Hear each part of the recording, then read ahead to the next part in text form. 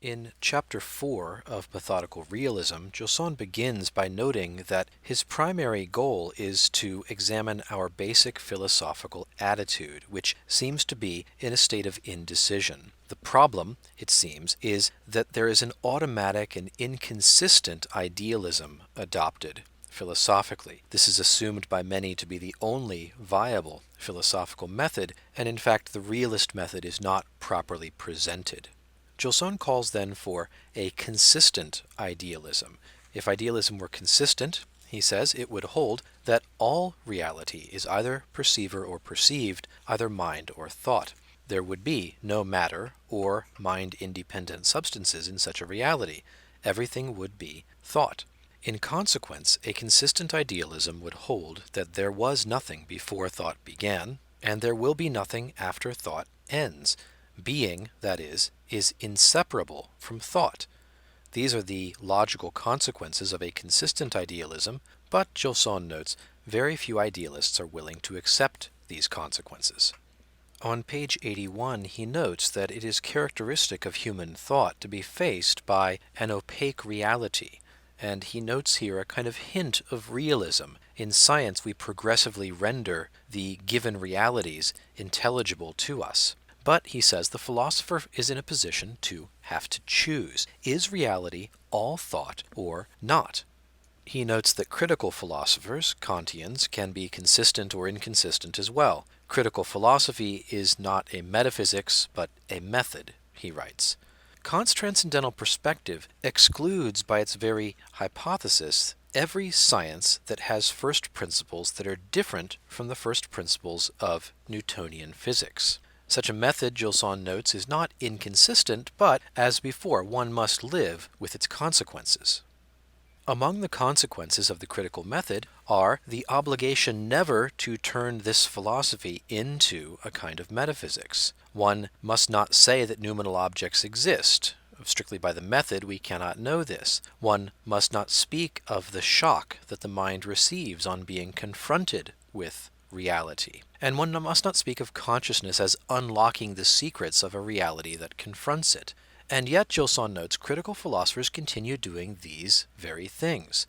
Placing themselves from the start outside the confines of metaphysics, they pass judgment on metaphysical idealism and realism as if both were subject to their jurisdiction. They are right to speak of things, we should say, but they should then admit to being realists. At the top of page 84, Gilson introduces the contrast between Aristotle and Descartes. We face a choice of methods. Aristotle's method begins with being, which includes thought. Descartes' method begins with thought, which then must be the limit of all being. On this way of telling it, Kant's method is just a variant of the Cartesian option, with the method of physics in place of the method of mathematics. From Kant's starting point, then, metaphysics as such is impossible. If we interpret Cartesianism as a metaphysics, then it will eventually become Berkeley's idealism. If we interpret Cartesianism as a method, it will eventually become Kant's critical idealism. These are the logical endpoints of the Cartesian project, Gilson thinks. What one cannot do is to start with Descartes and end up as Aristotle. You cannot begin with idealist premises and end up with realist conclusions, not without shamelessly making use of a reality one has no right to. Realists do follow a method, Gilson notes, but they do not set it out ahead of time. This is because realists find their method in their philosophy. Method and metaphysics are not strictly separate, as they are in Kant. The fundamental principle of realism, Gilson writes, is that all existence is given to me through an act of knowledge, but it does not follow from this that my act of knowledge is the cause of that existence. In the same way, everything is given to me in thought, but it does not follow that everything is reducible to thought. And so we face a choice of first principles.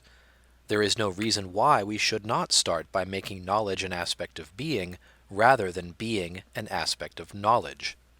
Gilson then engages Descartes again, and he notes that Descartes proposes a methodical idealism starting with knowledge. Gilson, by contrast, proposes a methodical realism, which starts with existence, or esse. If we place a conscious state before reality, we will always be in debt to idealist methods. We will never escape.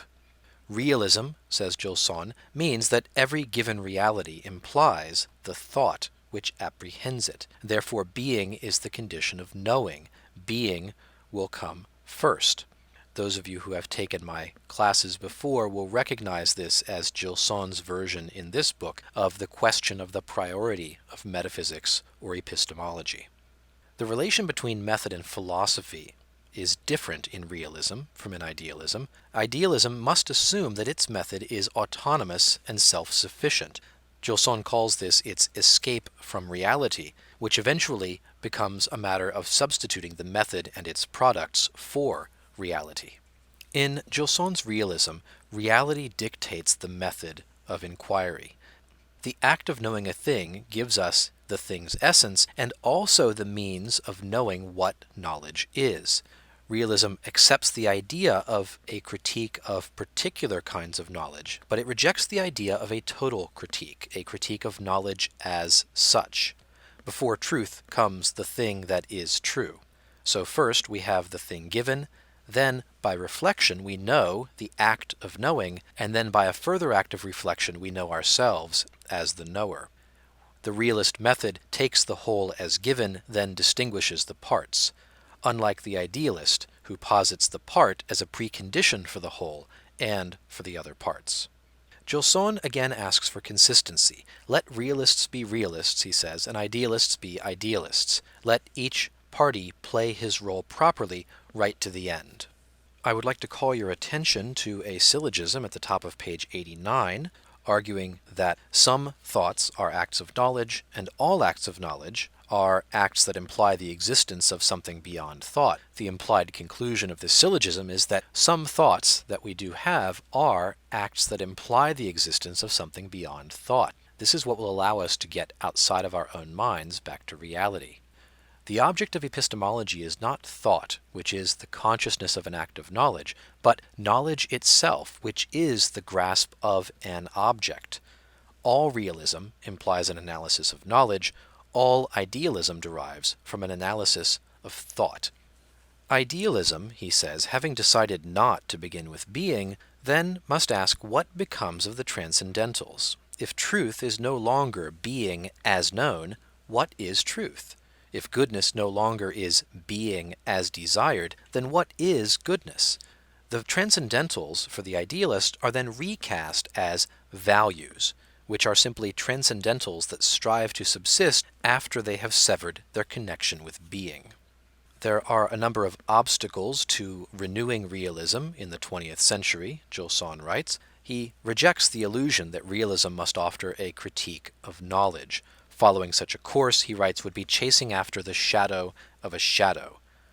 Realism finds knowledge of the self only in and through knowledge of the object, by analysis and understanding of the given reality of which it is a part. Confronted with things, we find in our knowing them the principles for determining what knowledge is. Idealism, by contrast, demands a critique of knowledge, but this is not a reflective analysis of the act of knowledge, as a realist would undertake, nor is it a critique of the branches of knowledge to find a method of recognizing true and false in a particular discipline. This also would be acceptable to the realist. Rather, idealist critique is an enterprise whose purpose it is to give our knowledge an a priori foundation by restricting it. Gilson concludes the chapter by renewing his attack on critical realism. Kantian critique, he says, is incompatible with realism of any sort. Critique necessarily limits the scope of knowledge to the boundaries of our faculty of knowing, and it excludes the hypothesis that knowing can receive anything from outside these boundaries, from the real, for example. To be a critical realist means either to abandon realism or to reject critique in the Kantian sense. Now, a realist need not uncritically accept concepts and judgments that he forms from experience. He can be critical just as Thomas Aquinas was critical and incisive in his intellectual analysis. To revive philosophy, Gilson concludes, we must return to metaphysics. To do this, we should reject all compromise with idealism. Rather than I think, we should begin with things exist. This is the starting point for methodical realism.